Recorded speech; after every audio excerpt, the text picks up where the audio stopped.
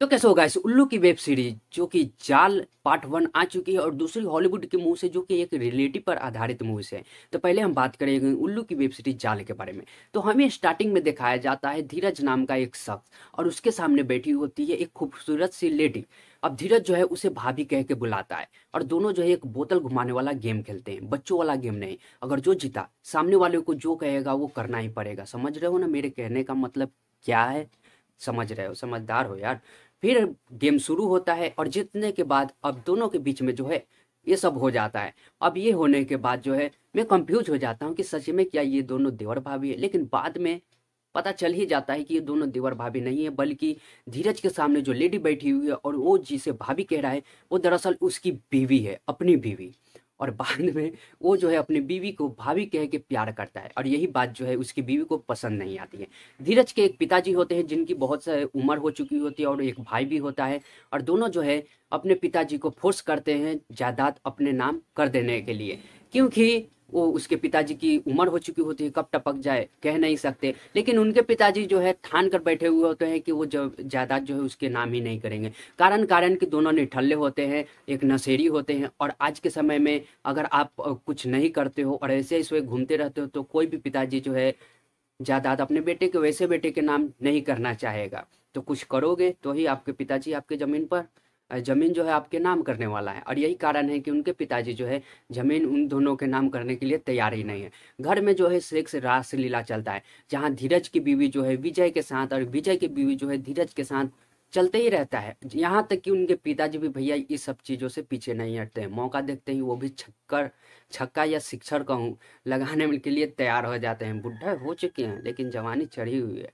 लेकिन जैसे कि उल्लू की वेब सीरीज का नाम है जाल, उनके पिताजी की मौत हो जाती है। अब ये किसने किया है?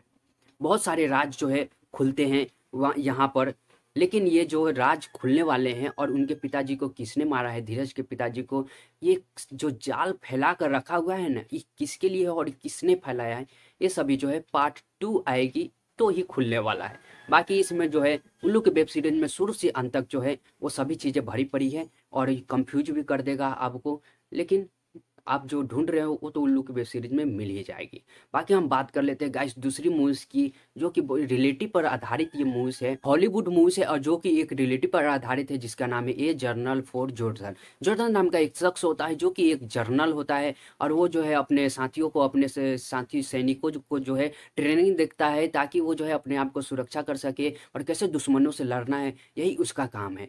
इसी दौरान जब वो वापस आता है अपने छुट्टियों बिताने के लिए, अपने एक जो साथी होता है जो कि उम्र में उनसे बहुत बड़े होते हैं, उनके साथ जो है बर्थडे पार्टी होता है, वहाँ पर जॉर्डन जो है आता है। वहाँ पर उसकी मुलाकात जो है डाना नाम की एक खूबसूरत सी लड़की से हो जाती है और दोनों जो है करीब आ जाते हैं और कैसे कैसे करीब आते हैं, उनके बीच में जो नज़दीकियाँ कैसे बढ़ती है। ये एक रिलेटिव पर आधारित है तो कोई मसाला तो मिलने वाला नहीं है, वही रिलेटिव है जो कि एक जॉर्डन की ज़िंदगी में हुआ था, कैसे वो एक लड़की से मिलता है, कैसे उनके बीच नज़दीकियाँ बढ़ता है और एंड में जॉर्डन जो कि एक जर्नल है उसके साथ क्या होता है यही आपको देखने के लिए मिलेगी। तो कोई ओवर रेटिंग मसाला नहीं, कोई ऐसी स्क्रिप्ट तो है नहीं कि इसमें आप एक डायरेक्टर जो है वो कुछ भी डालकर जो है इस मूव के एक मसाला मूव बना दे, ऐसा तो है नहीं। जो जॉर्डन की ज़िंदगी में जो हुआ था वही रिलेटिव जो है आपको इसमें देखने के लिए मिलेगी।